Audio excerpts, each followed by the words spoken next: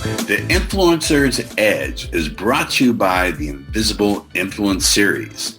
If you're ready to massively increase your sales by leveraging the power of subconscious persuasion, then make sure you text the word COMPEL to 411321. That's COMPEL to 411321. And if you're outside of the United States, then use WhatsApp and text the word COMPEL to 1-909-741-1321. Make sure you put in your best email address because that's how we'll deliver the goodies. Thank you for tuning in to the Influencer's Edge, where you get the latest breakthroughs, cutting-edge insights, tools, and techniques so you can leapfrog over the pack in sales, influence, and persuasion. Remember to visit our website at www.theinfluencersedge.com to enjoy even more great episodes like this one. We look forward to seeing you again on the Influencer's Edge Show.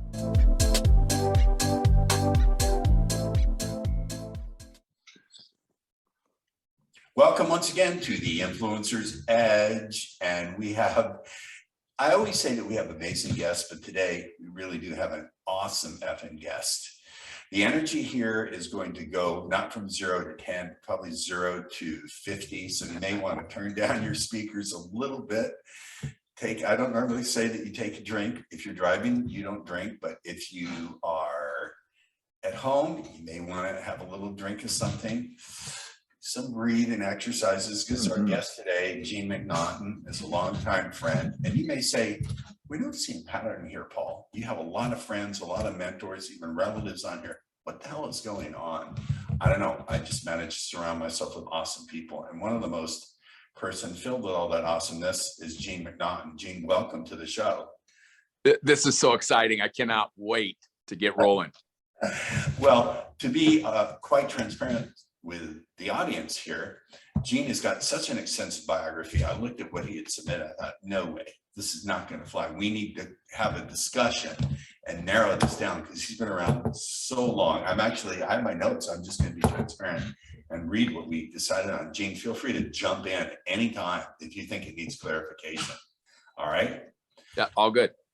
Gene McNaughton has over 30 years experience in sales and sales training. Now, this guy's awesome. He assisted building a company to 10 billion, not 10 million, not 100 million, not 1 billion, 10 billion in sales. We may want to talk about that. He was global vice president of sales for Tony Robbins, Mr. Giant Glitter Teeth himself. I'm going to talk a little bit about what he's like. He's been the opening speaker at Tony's Unleash the Power Within events, and that's something no one gets to do. You're not just like, here's Tony. You actually got to do presentations. I don't think anyone else has ever done that before. You've built very successful companies. You're actually working on all things. I don't know, we're gonna have to discuss this. You're building an engineering company, and how someone with no engineering background is doing that. And today we're going to talk about influence and persuasion and all his other accomplishments, and we're going to go into scarcity, urgency, social proof, future pacing, and the law of time, among other things. Gene, damn it. It's been too long since we talked, and I'm so glad to have you on the show. Welcome. I am really pumped. And, truth be told, I was listening to your stuff in the, early 2000s, and all my sales guys, and we were all single and out in the field, and like, we got to listen to this persuasion stuff on picking up women. That's where it all started. And I was listening kind of passively. I was going through a divorce. Like, who is this guy? And oh my gosh, it was like I opened a treasure trove of gold. And all these guys that you and I have talked about that were single in those days we just enjoyed it so much. And I had a chance. I was at a multi-speaker event, and Paul got up, and I'm like, God, this voice, who is this guy? I know this guy. And then this was like 15 years later, mind you. Yeah. And then all the dots connected, and I approached you, and we've been good friends ever since. Yeah, it's amazing. So you have so many accomplishments, and we're going to talk about that. By the way, for those in the audience, I only make it a minor secret that I used to teach pickup and, yes, even seduction. And this is not a family rated show. So that's who I am. I've taken all that knowledge and transformed it into ways of putting more money in your bank account. So Mhm. for this, Gene, well, I scarcely know, well, usually the guests I know where to start, but you've got so much underneath your belt, and I mean that not in a double and under kind of way. What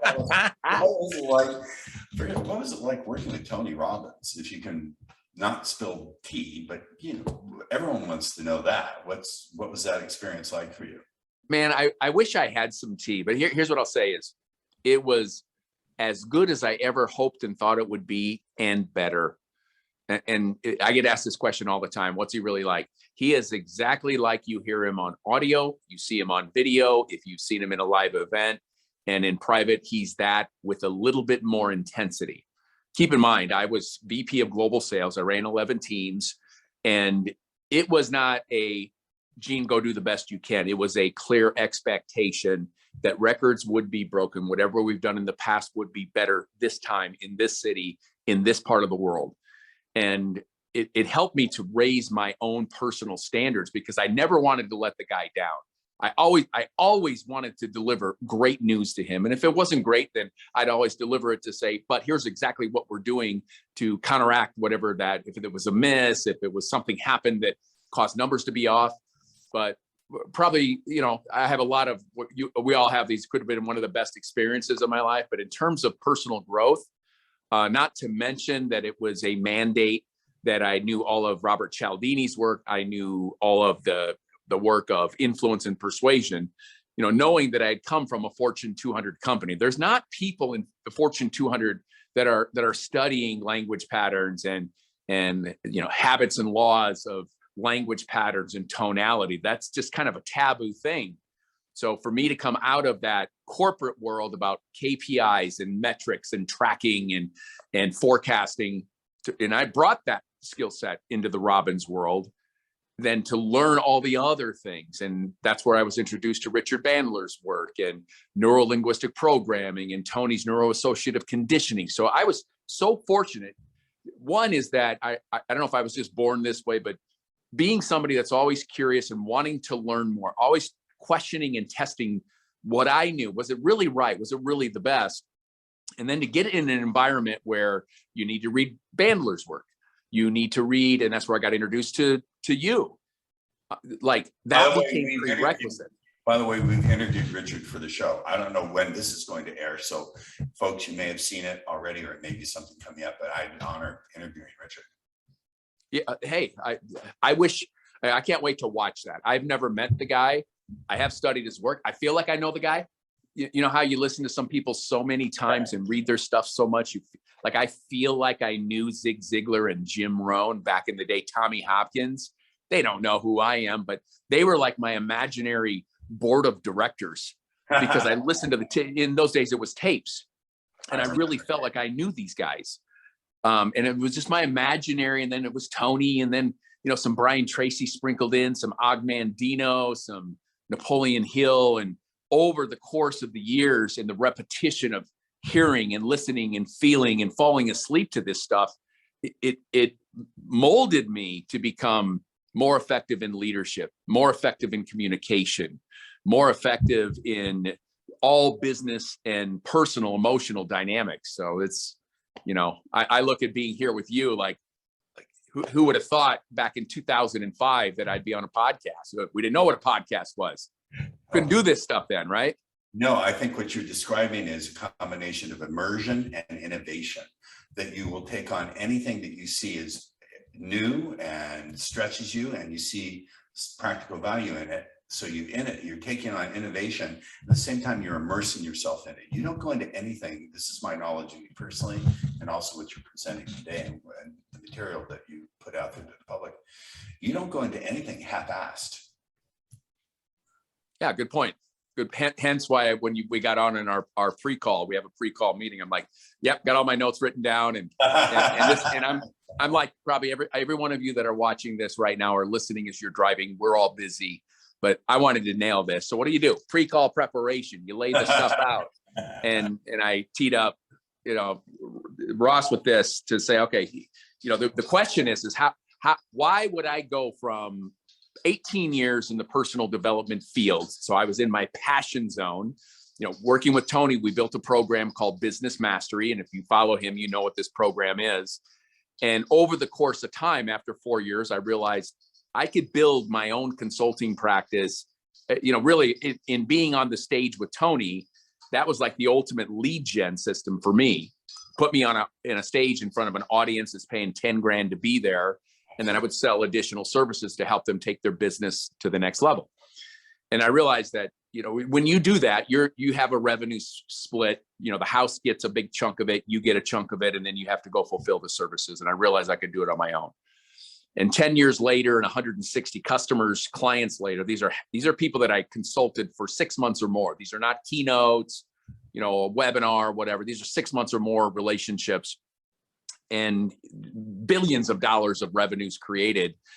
I had one of the clients, a guy that I had worked with, a company I'd worked with, that we doubled their size of their company from 20 to 40 million in 2.5 years. And I'm not saying I did that, but I know where they were before I got there. And I know where they were when we wrapped up the relationship 3 years later. Wow. I hope you got equity in that, or a percentage of what the amount that you helped them change. Well, that's a great point. And the answer is no, I didn't. It's almost impossible to negotiate that kind of. It's hard. Well, it's hard. It's almost impossible to quantify the impact of you teaching people how to do something, holding them accountable through weekly or bi-weekly group coaching calls, putting them on the hot seat, whether it's handling objections or introing a call, or how to land multi-million-dollar deals, which is what my book is all about, how to win big clients. What's the name of your book? What's the name of your book? The Sales Edge. The Sales Edge. I like that. The name of this show is The Influencer's Edge. Influencer's Edge. I think the ultimate compliment was the CEO of this company, which was a European company, said, we are ready to launch our business in the United States. He goes, it's been a dream of mine since I was young. His dad had founded the company, and he took over the company after his dad retired.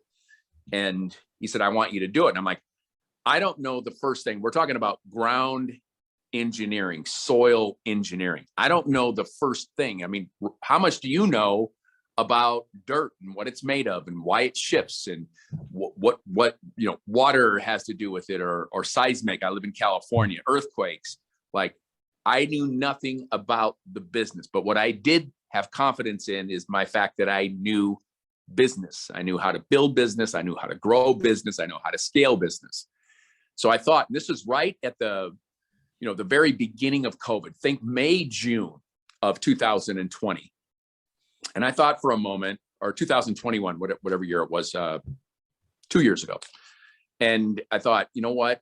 The ultimate challenge, go take all of the skills that you've learned and learned from others and been able to have levels of success in, and apply it into a field you know nothing about. Wouldn't that be the ultimate story to tell? So we negotiated a deal. It turned into a situation where I have, the earnout of some equity ownership of this business, and we've got this thing launched. And so it doesn't mean that I am learning and becoming an expert in civil engineering and ground engineering. What it means is I need to find those people, and I have, that are the experts in their part of the delivery of what it is we do. My job is to orchestrate them and then inject what this podcast is about, the learnings I've gotten. And one of those is what we have is, the expertise of this podcast is using the principles of influence and persuasion, the science of influence and persuasion. And really what I think we're going to talk about is how have I used what I've learned from some of the greats, including yours truly, that's on the other side of this camera. And and Bandler and Tony Robbins and the list goes on, but there's that pinnacle few, which is why it's such an honor to be here on this podcast. I'm not paying to say this, folks. Well, but think about it this way. People would think engineering is about science, numbers, proven models. I've seen some spreadsheets that made my hair stand on end. They were so in depth and by people that are 1,000 times smarter than me. How and where would influence and persuasion live in selling these services? We want to know, before we do that, I want to rewind just a little bit. So is it that you thought what's the next challenge for me? How can I move into something that's unknown and take my current skills into it? And then this opportunity presented itself to you, or the opportunity was presented and then you had that mindset, okay, I'm going to take this on. Let's see how I can apply my skills in this totally unknown area. Which came first? Well, here's where it stemmed from. I did some work with Jay Abraham, if you've heard of Jay Abraham, right? Arguably one of the greatest ever. We go back, I've known Jay on and off for a long time. We got to get him on the show. I don't know how that's going to be possible, but hey, pick up the phone. I mean, pick up the phone, make a call. You know, the answer to the unasked question is always no, right? I think you taught me that. No. But I was talking to Jay. I had met him through Tony. I build this consulting practice. We have a client, a $1 billion plus client out of Mexico. They really like Jay. And I said, Jay, I want to bring you in on a relationship. He said, okay, well, and Jay charges a lot of money. I took that to the client who said, no problem, send me the contract. So it was a dual win for me. I brought him in, but I got a chance to be the bird's eye view or whatever. I got a chance to be in on all of the brilliance he was bringing from a marketing standpoint, and we established a friendship. Throughout the course of that, when you establish, like us, you establish rapport and relationship. It doesn't mean we talk every day, but when we talk, it's like each conversation picks up after the other one. Exactly. And he was saying, you know, Gene, the problem with your business is this: when you're done with that relationship, whether it's 6 months or 12 months or whatever it is, you're done. There's no recurring revenue. When you've taught them everything it is that you can teach them, and you've done it with repetition and so forth, when you're done, you're done. There's no equity. There's nothing to fall back on. And that always stuck with me and going, you're right. I'm growing these companies. And they pay me a handsome fee for that. But as soon as that relationship is coming to an end, we have to be hunting. We always got to be hunting and delivering and marketing. And that's a beautiful thing.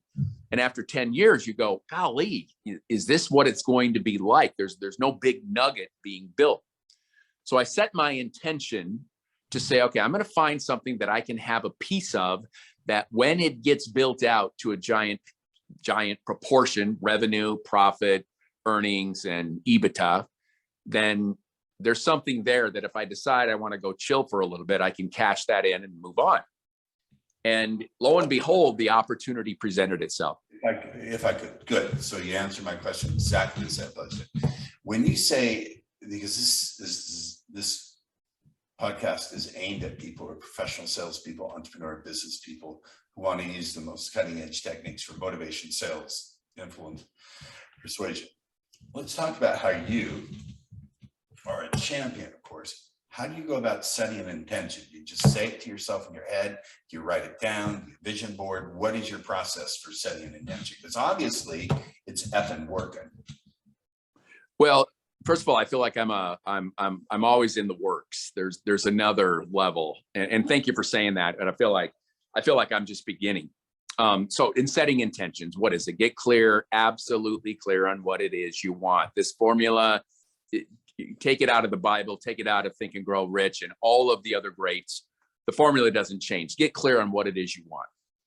And, with COVID was a great wake-up call for just about all of us. I was running the seminar company, Success Resources, and my consulting practice. The largest, we were doing the seminars with 10,000 people in the United Center in Chicago, Tony Robbins, Gary Vee, like we were cruising, and that thing was a ship that was stable and ready to take off.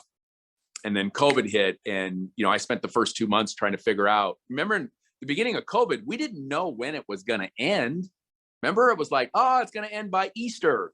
Right. Midsummer's going to kill it off. Right. And in the meantime, I had to eventually cancel 42 events. Now, they weren't all, only 10 of them were arena events, right? How in the world did you handle the emotions that must have come up from that? There had to be. We like to delve into stories of resiliency here on the podcast.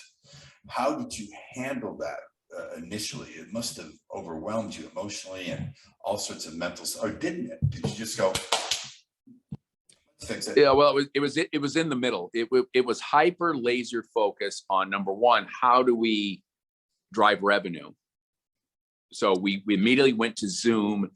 We had these multi-speaker Zoom events. It was super awkward it wasn't, Zoom wasn't used then. This is just 2 years ago, like it is now. Yes. How do we still have content speakers, and then the speakers that can sell things that can generate revenue, of which we get, a half or 60% of, because we put the audience in front of them, or put them in front of the audience.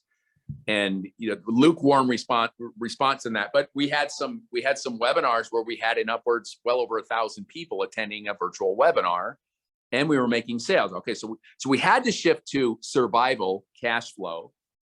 And then, if you remember, once that started taking off, they were called the Zoom bombers. You remember the Zoom bombers? I've heard of Zoom bombers. Thank God I've never actually experienced it personally. Well, I experienced it firsthand. We had, 1,200 people on a webinar, and John Assaraf was speaking. And, part of it is saying, hey, type in the chat box where you're from. I'm from Cleveland. I'm from Iowa. I'm from Mexico. I'm from London, whatever. And okay, in the chat box, type out, what are some of your biggest concerns right now? So you want the interaction. Of course. And then suddenly this paragraph comes on of every worst curse word you could ever imagine. And I'm not going to say it on these calls, but just think of remember George Carlin, the 7 most dangerous words. What was 7 dirty words you can't say, but now they're said pretty frequently. There's none that you can't say. Can I say them? I have them memorized. No, don't. Okay. Shit, piss, fuck, on, okay, whatever. And it was a paragraph of that. I'm like, what? And I'm moderating. So I'm on camera. Here's John Assaraf. Here's his slides. Here's this side that has the comments on it. And it was a paragraph that took up about, a third of the page. Most people are saying, great. Or, I'm stressed out. I have anxiety. I have fear of the unknown. I have fear of what COVID's going to do to the economy, whatever the topic subject matter is. And then this thing starts blurting. And it was a full paragraph of the worst words you could ever write. And then it just was like I copy and paste, and it was just when somebody's sitting there going, enter, enter, enter, enter, enter, enter, enter, enter. I'm like, how do we turn these comments off? I didn't quite know Zoom good enough to be able to shut it off. And the guy that was moderating kind of, once it was set up, sometimes these people, they go get a coffee, do whatever the heck they want. But anyway, we went into how do we cash flow the business so we can, help pay our employees, right? We were a full company. And how do we get, even some of these famous speakers and authors were not like Zoom friendly, and how does this thing work and all that stuff. But I leveraged relationships of which to do that. We eventually that model didn't work the way we had hoped it would. And we ended up shutting the company down. That was hard. Letting employees go, that was gut wrenching. Now we had some, thank goodness for, what had happened with the government. There were, when you had to let people go, we did get some PPP stuff, but that it's not like you applied for it and showed up the next day. I understand. Yeah, it was better for employees to go to unemployment at that time, and we migrated out. Nobody got really hurt, but it was a very tough time, no doubt. Some soul searching time, and it was right towards the end of that when I was trying to figure out, after a couple months of lockdown. I mean, you live in California. Of lockdown and putting on 15 pounds because of sitting around and eating, and certainly we could have exercised. I'm not blaming anything, but I didn't. And I got to get my shit together here. And I started building content. I thought, what would salespeople, managers, and leaders need now that all of their, let's say, sellers and selling activity would normally be face to face, running an appointment, sitting down, shaking hands. Now that they have to do it virtually, well, we can build content on how to run effective video meetings. We can build content on time management when you're working from home versus going into an office. It's a radical difference, right? You've all experienced it. And so I started building content. And when you build content, you say, okay, where can I find a live audience that I can deliver this content to and get feedback? Because you can't just build your content and just think, oh, I invented that this shit's great. It doesn't work that way. Correct. You gotta, like comedians, they go to those small stages in their city and they practice their material. Absolutely. And they hone it. Well, this company, GeoBear, I've got one of the shirts on. I called the CEO and I said, I got some new content. I know you're running meetings every single month they have multiple sales teams throughout, London and Sweden and Finland and Beijing and China. I said, I'll perform it just like we did before. He goes, what's it going to cost? I said, nothing. All I want is to be able to get some feedback. He said, no problem. And, you know, if you study the laws of influence, this was inducing a level of reciprocity.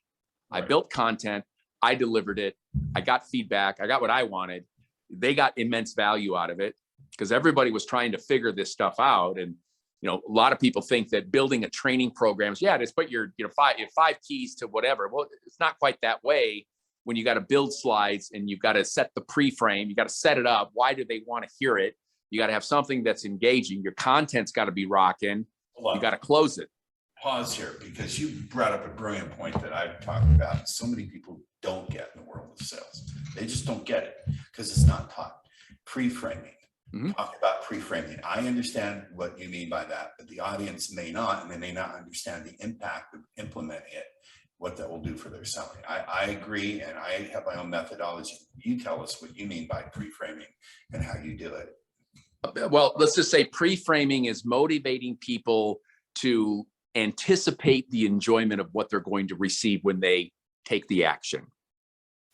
So I'm going to teach you how to get more done while the kids are running around in the background and you got laundry to do, but you got, you know, so I don't remember exactly the words that were, but you want to entice people pre-framing to enjoy the experience they're about to get, because stuff happens, right? We say we're going to show up to the webinar and the dog goes doo-doo on the floor, or somebody knocks on the door and you get thrown off. You don't sign up to the webinar. You sign up and you don't pay attention. Exactly. Right. And then thus you as the listener, like kind of like this podcast right here. I mean, you as the listener are getting very little value. Maybe you're listening in the background, but as we get into this content that's being layered in while we're talking right now, and you're hearing it or you're watching us right now, that you're taking notes on this stuff because you've got, you know, between the two of us, 35, you know, whatever, 60, 70 years of not just, you know, studying this stuff, but delivering it and seeing outcomes, not just for ourselves, but for the people that we serve, people that listen to us. After doing this for a while, you build the mental muscle that says, yeah, this stuff's right. And going back to Ross, why I'm with this GeoBear company is like, you know what, I've been consulting for 12 years, got some great results, but let me see how good I really am and immerse myself into a company. So when you hear the story about, you know, the warriors go to the island, they burn the boat and they have no other option but to win. I did that because I had to I had to exit my consulting business. The consulting business is running fine. And that means, and part of my 3-year exclusive deal is I can't go, not that I can't, but I'm precluded from doing keynotes, writing content, going to do boot camps. I'm 100% laser focused on building this company. That must hurt. Let's take this to a personal level. You love doing those things. I know you. Mm-hmm. You love doing those things. That must hurt a lot. How do you balance what you love to do versus the big score money-wise? Not to say you don't do it now, but I know that you love that. You love being in front. You make a good point. Hold on. And seeing the impact of your work. You are service-minded and impact-driven. Mm-hmm. I can't see how you would give that up and seeing directly in front of your eyes the results that people are getting. How did you I want to make this personal. These are not the questions you expected to hear, but I like to drill down into my guest's psyche and poke and prod around in there. How did you set that aside? I would have felt like I broke up with someone who I was in love with. That's a great point. Here's the way I look at it. I signed a 3-year deal. And in 3 years, I'm going to see what I'm really made of. So I would take, what does happen when a college teacher, sabbatical, college teachers, I'm not going to teach anymore. I'm going to do a sabbatical and go do it. I'm taking a sabbatical so I can go get the learnings of building a company from scratch. And I'm talking scratch. And it's been hard. There's no doubt this has been the hardest thing I've ever done. And I can already see 2 years, 2.5, 3 years. I mean, by the way, a 3-year deal, that doesn't mean I won't determine that I'm gonna keep doing this. This is great. I love it. But to go into something knowing nothing about the product, the service, certainly the intelligence required to do engineering work. I mean, these are some smart folks out there. Yeah. And getting done with that, depending on what I decide to do in the next 2, 3, 4 years, and writing another book, like a legit, I started it from scratch. Here's the stuff that happened. Here's the curveballs. Here's the times when it was like we were, close to the end of the rope, meaning cash flow and employees and employee issues and all that stuff that I consulted on. I'm doing it. I am dealing with HR and law and finance and bookkeeping. Now, granted, I've got resources I've hired to do that stuff, but I'm still the owner, right? And my vision is I may continue, or I may write another book and go talk about how I did it.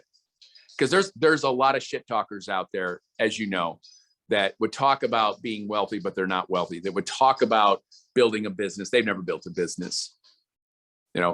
Guys that pontificate that I know that they're the God's gift to business growth. And the farthest I've ever seen them go is a mid-level salesperson, right? And I'm not saying there's anything wrong with that.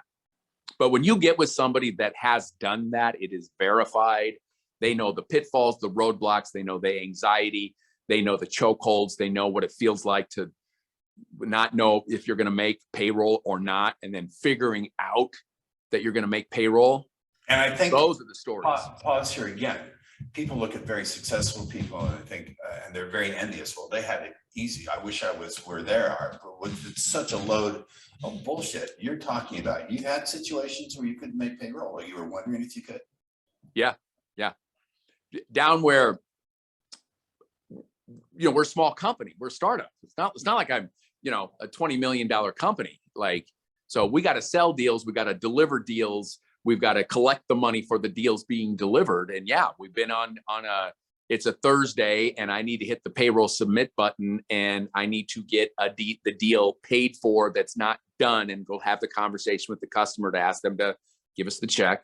I didn't say so we could make payroll, but this is where everything I've learned from influence and persuasion, the law of liking, the importance of rapport, right? Rapport is power, to setting up a framework, to deframing or de-escalating a problem, to reframing something. Let's talk about deframing, because that's a term that's often not spoken about. Let's talk about deframing. See, you're dropping gold nuggets and I'm picking them up and shoving them back in your face and saying, no, you can't drop that. You need to present more, unpack that for the audience. Deframe. Okay, so let's talk about just some basic elements.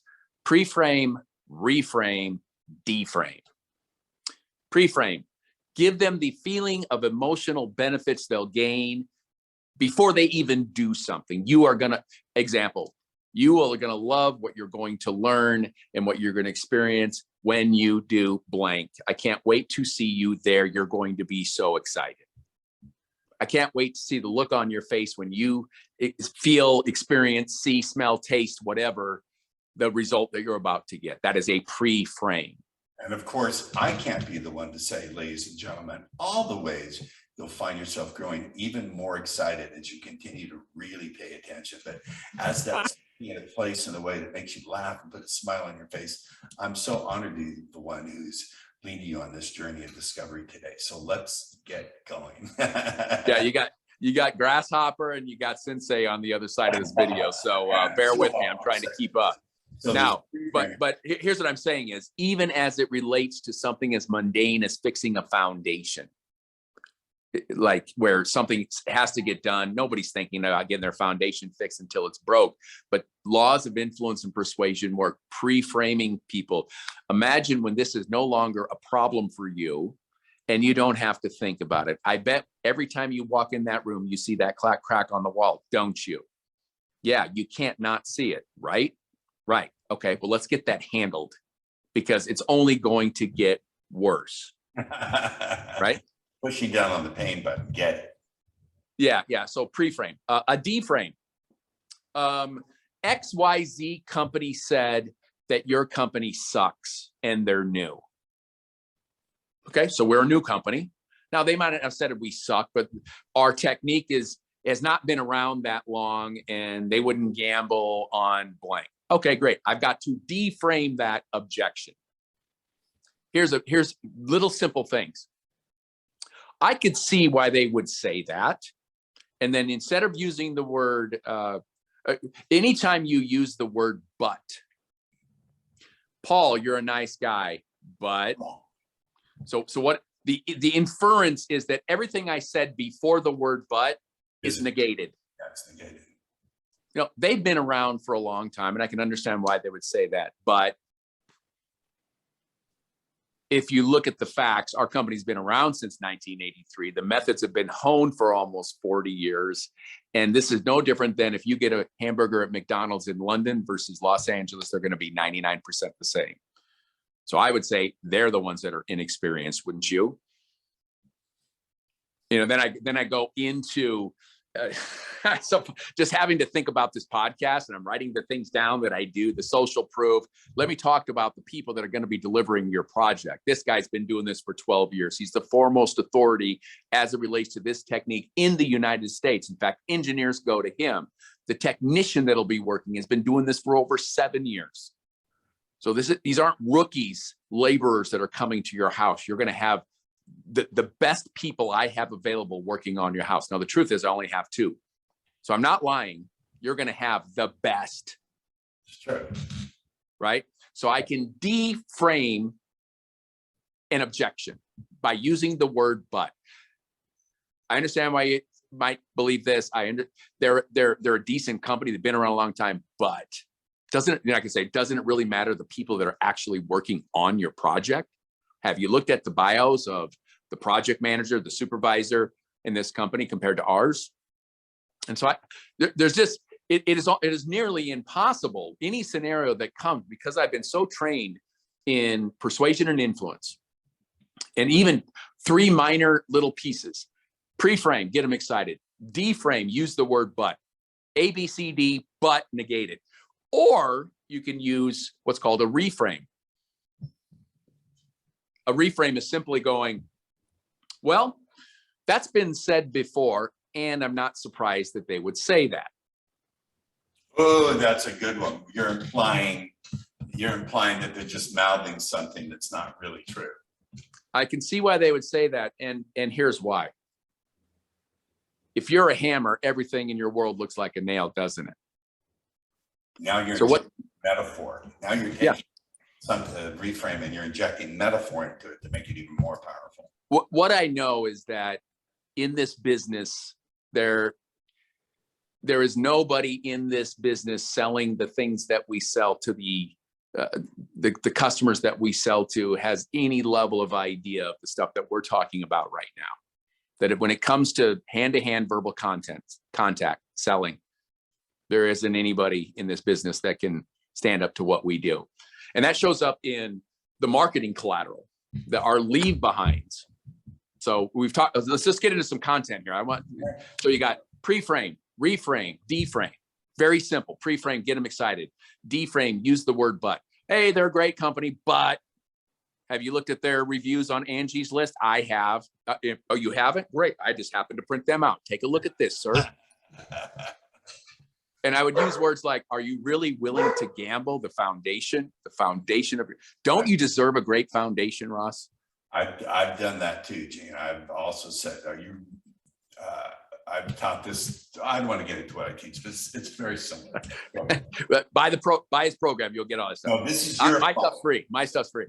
This is your stage, not mine. Keep going. It's your brilliance and your passion.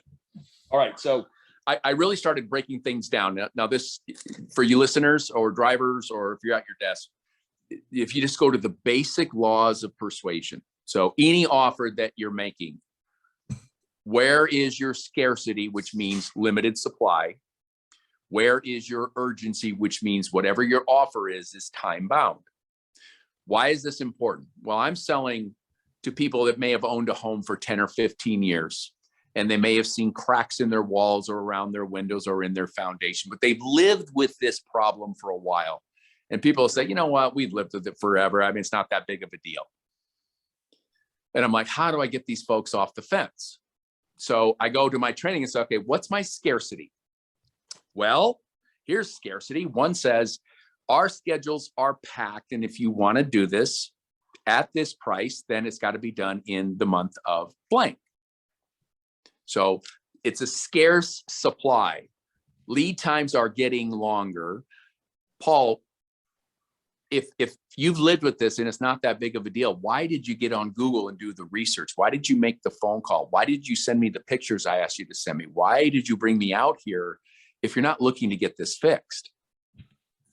And usually that's a mask, that's a smoke screen for it's more expensive than what they planned on spending. Okay, fine. I already know that.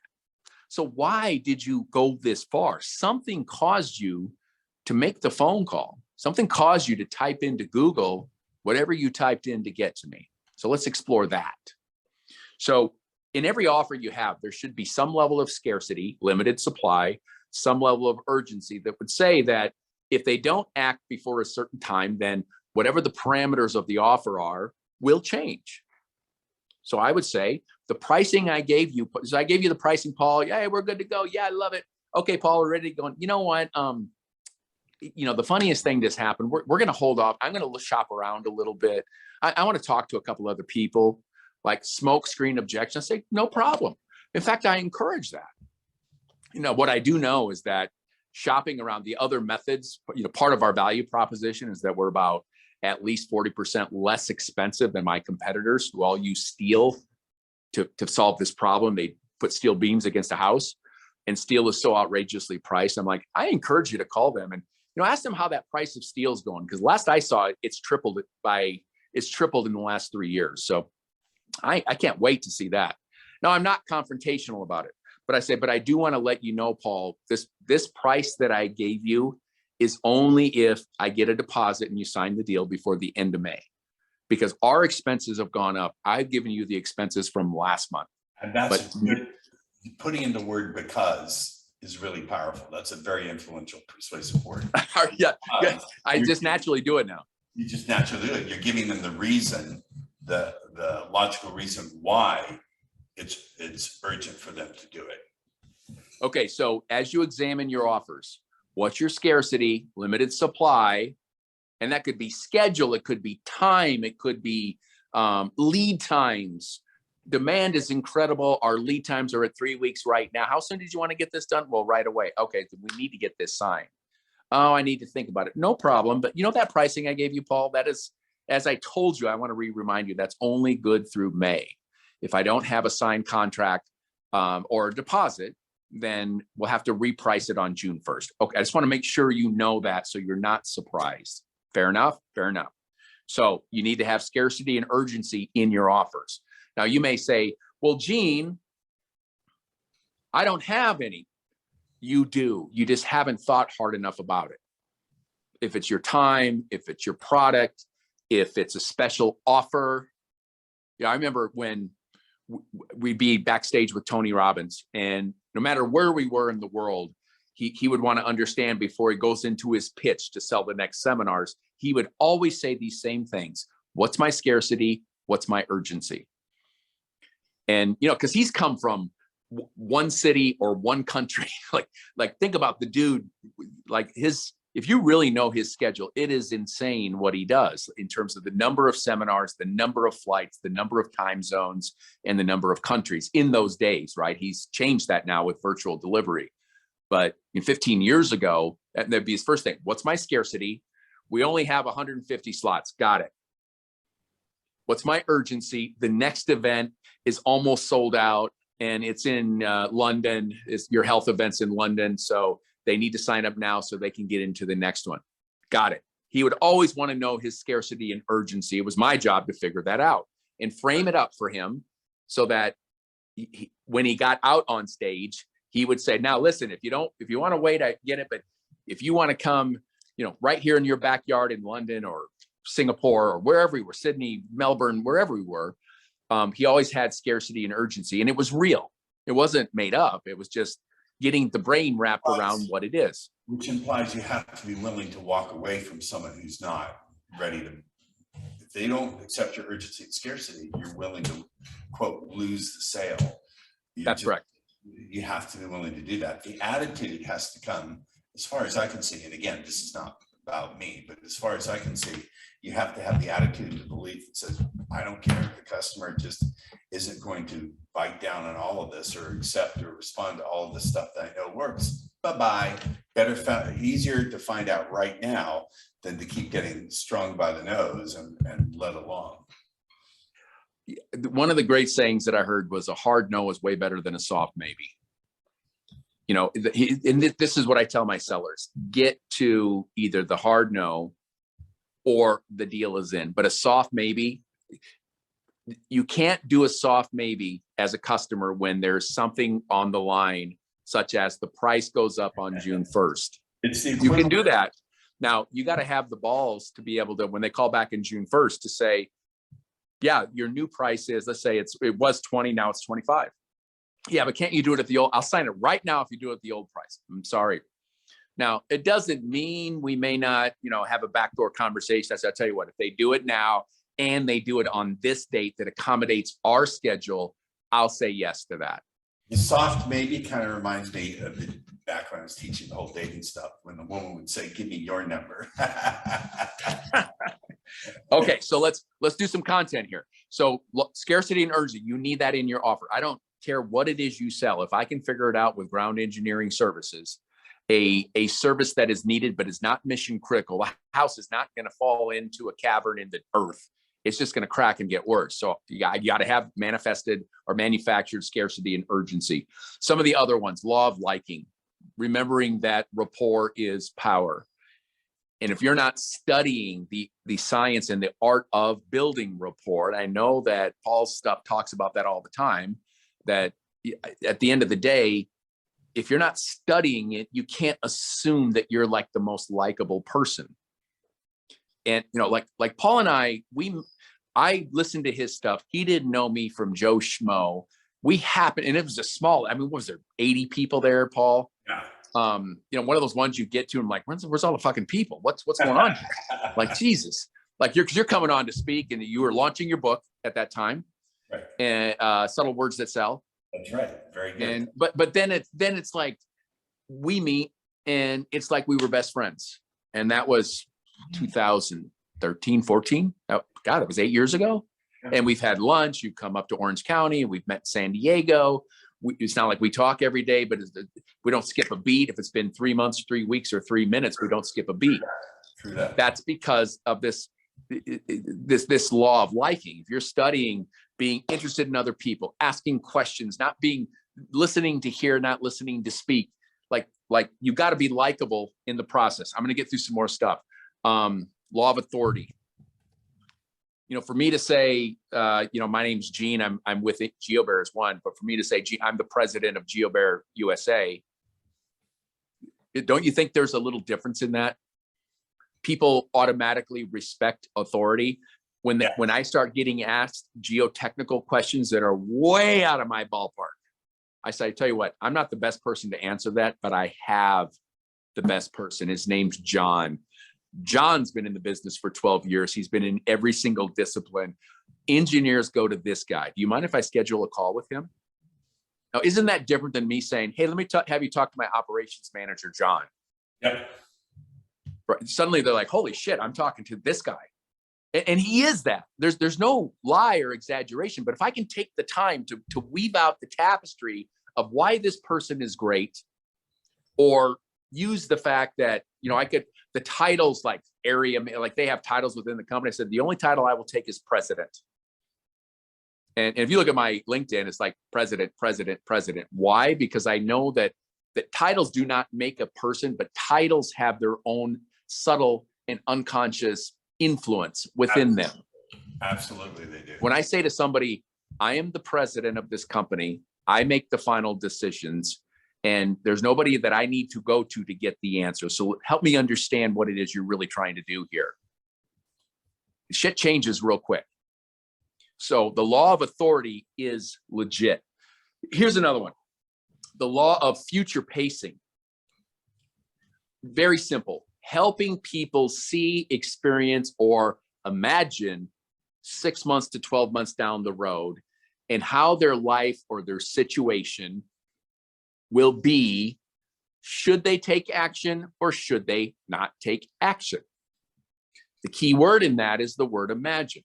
And if you can just weave this into the tapestry of what it is you're saying. So Paul, imagine 6 months from now, and you haven't done anything.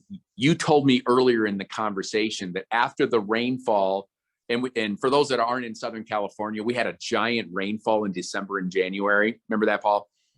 It poured New Year's, Christmas, like an unusual a 1 in 20 year rainstorm. And Southern California is not built for this. Well, it wreaked havoc on soil and dirt, and most importantly, homes that were moving up and down, and fucking stuff's going sideways.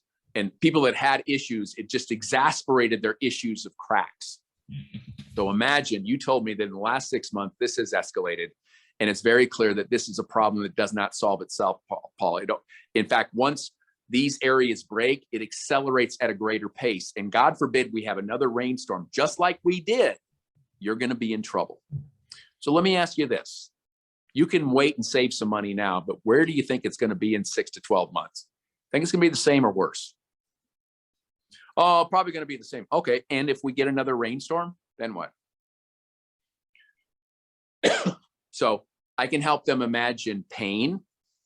I can help them imagine having this behind them so they don't have to think about it again, knowing that they're preserving the value of their most valuable, important asset, which is their home. Oh. Knowing that should they sell the home, that there will be zero impact because the warranty I'm going to give you is transferable to the new person so they have peace of mind.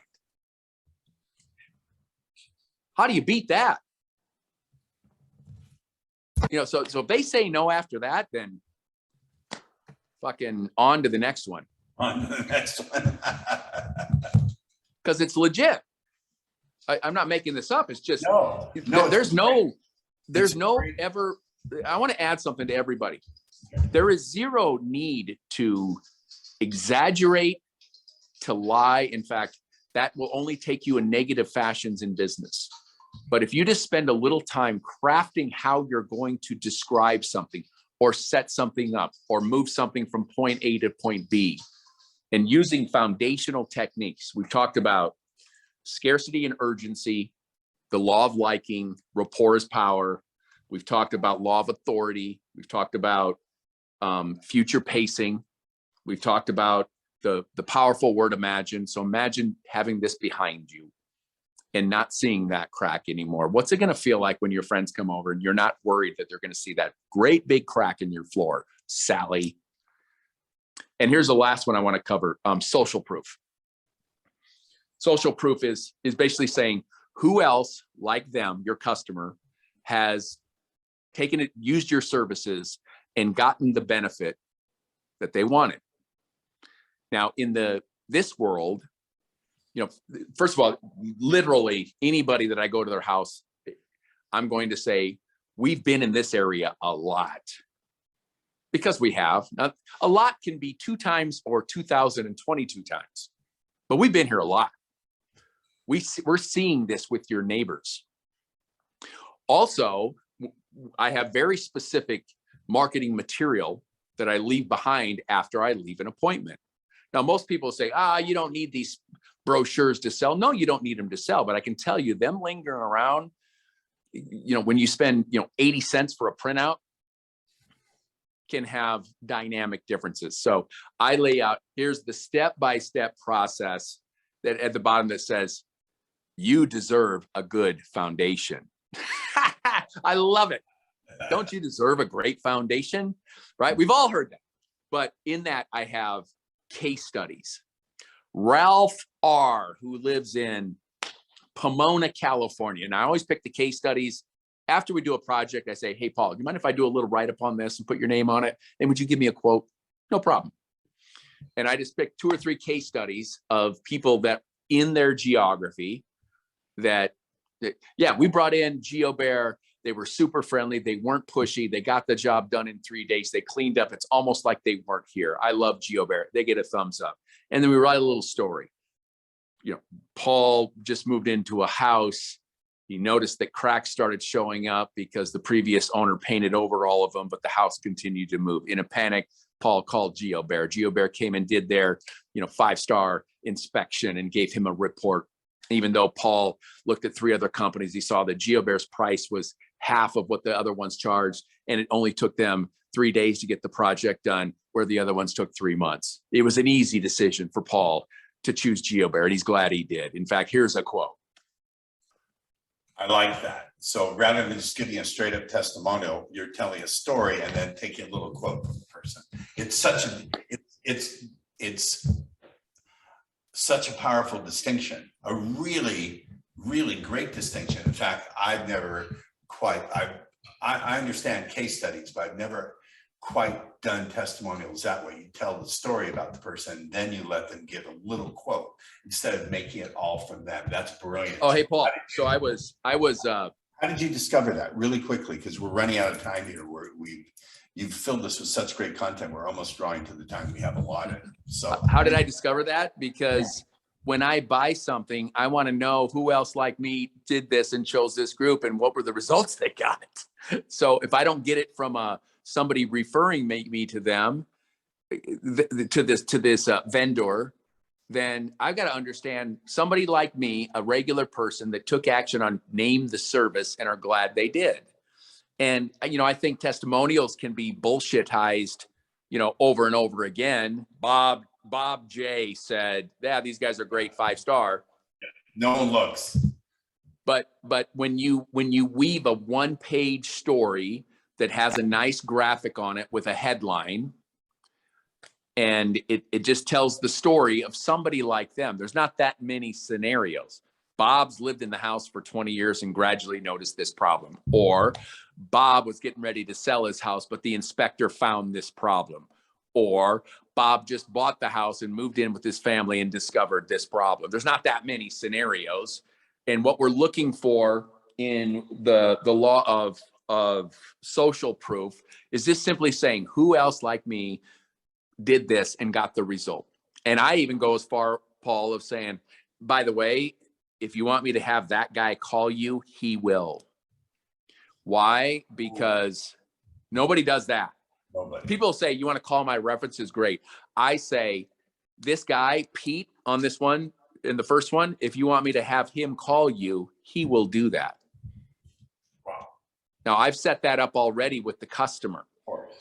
And you do that. Here's how you do that. You say, hey, we did a little bit of extra work, Paul, but I don't want to nickel and dime, but we spent an extra day and we did this, this, and this. No, I'd be glad to pay you. No, that's cool. Well, we agreed to this rate. However, I may ask that you talk to one of my future clients. Would you be willing to do that? Oh, yeah, anytime, man, anytime. So I've got primed people that have bought from me that if I can say, hey, can you call Paul Ross at this number? He's on the fence. Would you just share your experience with Paul? That's an absolute coup de maître, the stroke of the master. Oh, dude. Gene, you have so much more you could offer us, but we have reached the end of our time. Holy shit, yeah. When we have you back on, would you come back on the show?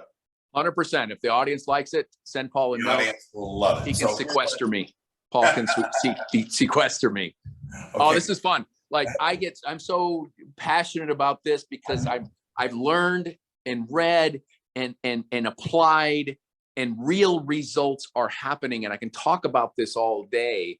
And it's because of doing programs like Paul's that, and I'm not pitching. But I'm just telling you guys, look at my bio. Look at what I've done. Look at LinkedIn, get on Google. And so how did this happen? I'm telling you right now, because I listened to the masters again and again and again and started applying and finding what works, whether it's Paul, whether it's Cialdini, whether it's Bandler, Grinder, Tony Robbins, that's it. Thank you. You brought so much incredible value to this. I know that our audience is going to be watching this and listening to it multiple times, because you've given so much. It's been so dense, and not dense, dumb, but packed with value. So yeah, how do people get in touch with you if they want? I know you have a book called The Sales Edge, which if you want it, there's a free, and I'm not actively, how do I say this? Because I'm on this exclusive deal, like legit. So I don't take on coaching clients. I'm not doing any consulting. I'm 100% committed to this engineering company. If you want to get a free chapter of my book, go to thesalesedge.co. I couldn't get .com. Somebody bought that. Thesalesedge.co. And just put your email in, you get a free chapter. Nobody's going to be chasing you down. I'm not in that business anymore. But even, no, seriously, but the best chapter in that book, the most original, is how to run the perfect first meeting. If you're selling anything, there's an eventual point where you have a real meeting with somebody. Almost everybody goes in without pure direction, at least a roadmap of which to follow. I lay it out, I give it to you, and you apply this to your business. You will go into every single meeting with absolute supreme confidence and a roadmap to get to the end point, which is either the sale, the next meeting, the next whatever. So check it out. The Influencer's Edge is brought to you by the Invisible Influence Series. If you're ready to massively increase your sales by leveraging the power of subconscious persuasion, then make sure you text the word compel to 411321. That's compel to 411321.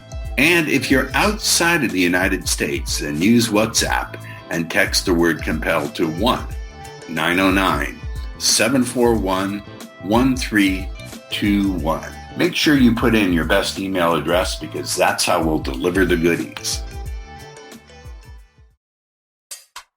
Thank you for tuning in to the Influencer's Edge, where you get the latest breakthroughs, cutting-edge insights, tools, and techniques so you can leapfrog over the pack at sales, influence, and persuasion. Remember to visit our website at www.theinfluencersedge.com to enjoy even more great episodes like this one. We look forward to seeing you again on the Influencer's Edge Show.